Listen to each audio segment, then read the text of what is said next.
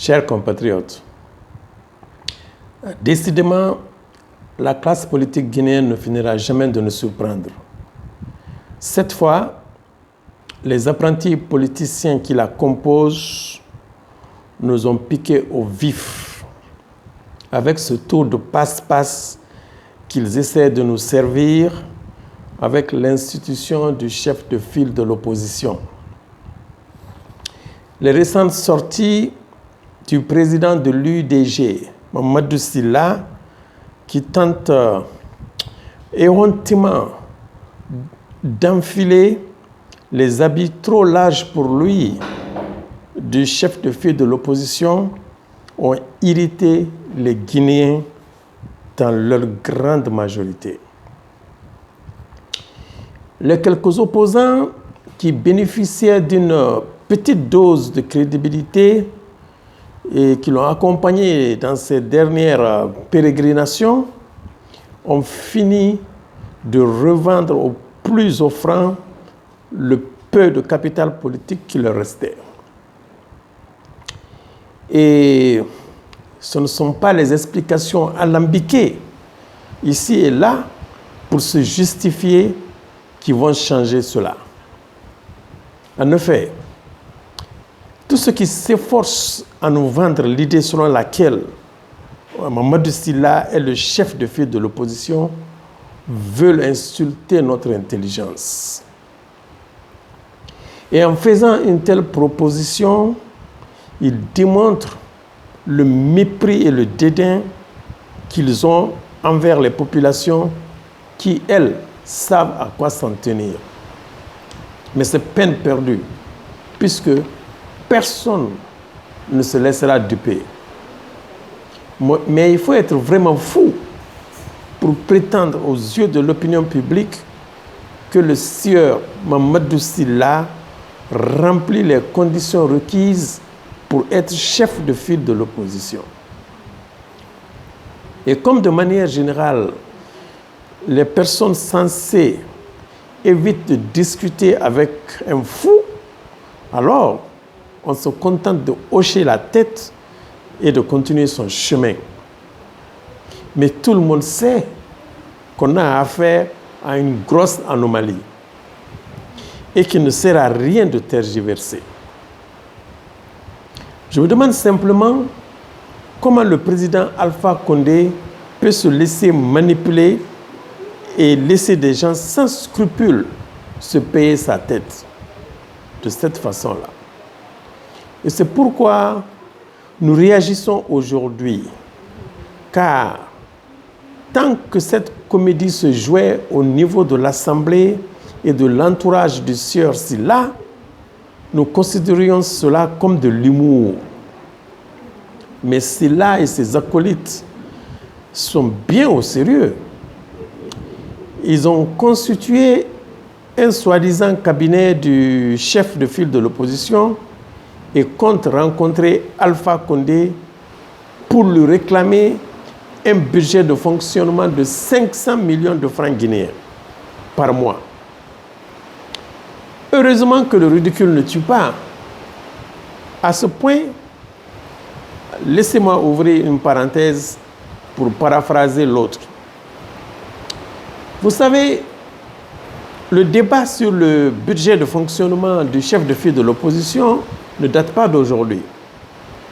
À l'époque où M. Cellou Dalein Diallo était considéré à juste titre, d'ailleurs, comme le chef de file de l'opposition, on a entendu toutes sortes d'arguments et observé toutes sortes d'attaques personnelles pour lui dénier le droit de percevoir ce pactole de 500 millions.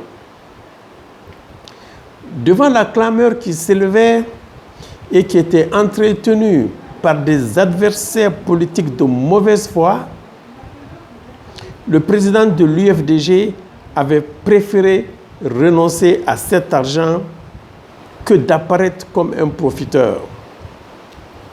En ce temps, je n'ai pas voulu intervenir dans le débat, car j'ai estimé que je ne suis pas de l'UFDG et que le problème ne me concernait pas. En plus, je me suis dit que l'UFDG est un grand parti et qu'ils sauront se défendre par eux-mêmes. Mais on sait comment tout cela s'est terminé. Mais aujourd'hui, c'est la même question qui revient sur la table avec des acteurs qui ne sont pas du tout méritants. Et c'est pourquoi aujourd'hui, je vais toucher du doigt ce dossier pour vous dire ce que j'en pense. Mais je ferme la parenthèse d'abord et après je vais y revenir. La question à laquelle nous devons répondre d'abord est: Mamadou Sylla est-il le chef de l'opposition? Je réponds énergiquement non et non. Il ne peut pas l'être. Pour la bonne et simple raison qu'en Guinée, nous avons un régime de type présidentiel, entre parenthèses présidentialiste et non parlementaire. Je répète, ce n'est pas un régime parlementaire, mais présidentiel. Un régime présidentiel ou semi-présidentiel ou encore présidentialiste, le chef de l'opposition se trouve dans la personne du principal adversaire du tenant de la formation exécutive principale. Dans le cas français, par exemple, le modèle que nous cherchons à imiter, ici mal d'ailleurs, l'attention politique et médiatique tend à se porter soit sur les principaux présidentiables, soit les leaders politiques en position de se retrouver au second tour de l'élection présidentielle. Et je rappelle que la France a un système semi-présidentiel. Aux États-Unis, qui est le seul pays au monde avec un système présidentiel pur, le chef de l'opposition est le candidat présidentiel investi par la convention de son parti et qui affrontera aux élections générales de novembre le principal titulaire ou candidat du parti au pouvoir. Il faut remarquer qu'aux États-Unis, les activités politiques ne s'intensifient que durant les périodes électorales. En dehors de ces périodes d'intense activité politique, le chef de l'opposition réside en la personne du Speaker of the House, le chef de la Chambre des représentants qui est souvent issu du parti adverse de celui qui contrôle la Maison-Blanche.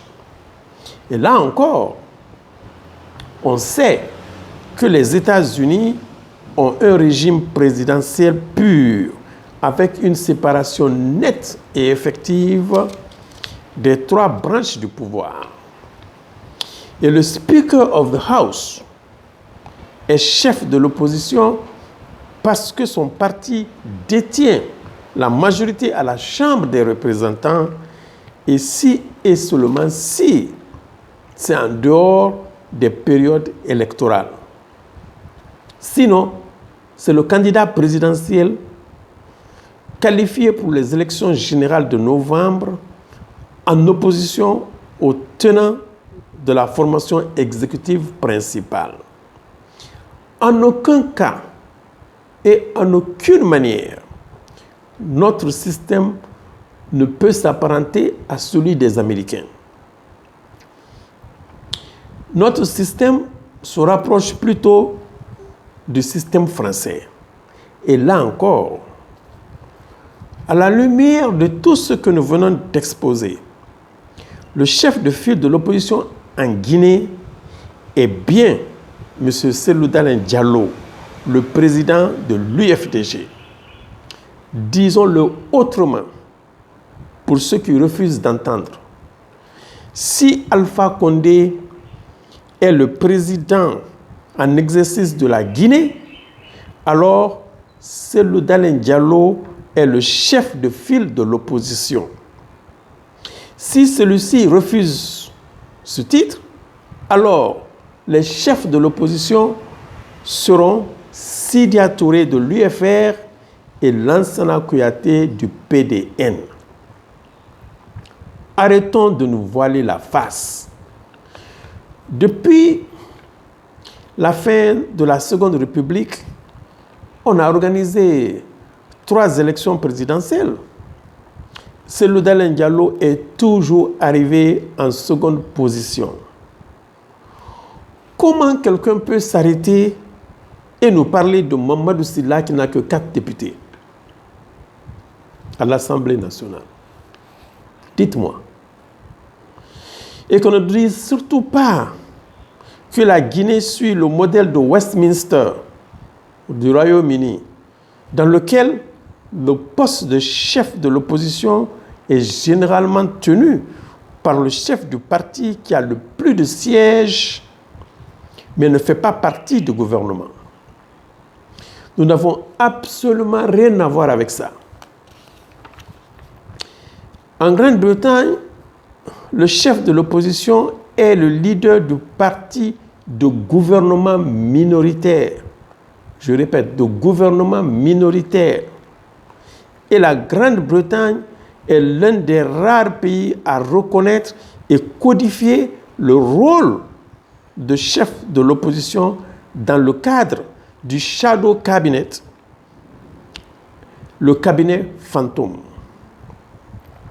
Les pays qui présentent une situation relative sont l'Australie, la Nouvelle-Zélande, l'Italie, l'Allemagne, etc., où le Shadow Cabinet représente l'alternative possible au gouvernement. Alors, veut-on nous dire que Mamadou Sylla, avec ses 4 députés, représente une alternative au gouvernement? Sommes-nous dans le système Westminster? Quel est ce mélange de genres? Quel est cet amalgame? Comment Mamadou Sylla peut recruter des opposants qui ne siègent pas à l'Assemblée pour former un soi-disant cabinet du chef de file de l'opposition? Quelle est cette farce? Mamadou Sylla ne peut être au mieux que le chef de la minorité parlementaire, mais il ne peut être le chef de l'opposition. Il faut bien qu'on s'entende sur certains termes en Guinée, car la minorité ne suppose pas de jugement à l'égard du titulaire du pouvoir. L'opposition, en revanche, désapprouve son positionnement politique et s'oppose généralement en alternative. Mamadou Sylla et ses 4 députés représentent-ils une alternative au gouvernement? Je ne sais pas si la Guinée a codifié le statut du chef de file de l'opposition, mais s'il y a une loi qui existe déjà, on devrait la changer aussitôt, car elle ne répond à aucune norme. À ce niveau, permettez-moi de rouvrir la parenthèse que j'avais fermée tout à l'heure. Ce que beaucoup de gens ne savent pas, c'est que l'idée de reconnaître et de codifier le rôle du chef de l'opposition découle des propositions faites par les partenaires au développement et de l'Union européenne. Ces derniers avaient fait un constat qui indiquait clairement que les élections en Afrique étaient toujours remportées par les partis au pouvoir et que les partis d'opposition avaient bien du mal à s'imposer et gagner une élection dans les urnes. Les populations africaines se voyaient ainsi privées des opportunités qu'offre l'alternance démocratique. Les études ont montré que cette situation était due au déséquilibre de moyens entre les partis de la mouvance présidentielle qui ont accès à toutes les ressources de l'État et les partis d'opposition qui ne comptent que sur leurs maigres ressources pour compétir dans les élections. Pour rétablir l'équilibre et donner des chances égales et au pouvoir et à l'opposition, les partenaires au développement ont proposé que les assemblées nationales reconnaissent et codifient le statut du chef de file de l'opposition auquel un budget de fonctionnement serait alloué. Cet argent mis à la disposition du chef de file devrait servir à financer les activités de l'opposition et préparer les campagnes électorales. Et ce n'est nullement destiné à l'usage personnel et exclusif du chef de l'opposition qui peut le dépenser comme il l'entend. Et c'est pourquoi il a été recommandé que le chef de file mette en place un cabinet qui est une sorte de gouvernement en attente. Les pays qui acceptent de se conformer à cette règle peuvent ainsi s'attendre à des retombées positives sur le plan de l'aide bilatérale et multilatérale. Certains pays comme le Mali, le Burkina Faso, le Niger et la RDC ont institutionnalisé le statut de chef de file de l'opposition. D'autres pays ont refusé.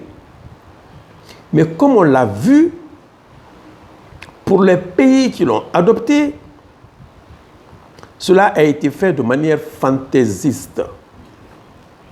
Notre pays, la Guinée, a accepté d'institutionnaliser le statut de chef de file de l'opposition et c'est Dalein Diallo qui dirige le premier parti d'opposition au président Alpha Condé est devenu le chef de l'opposition guinéenne.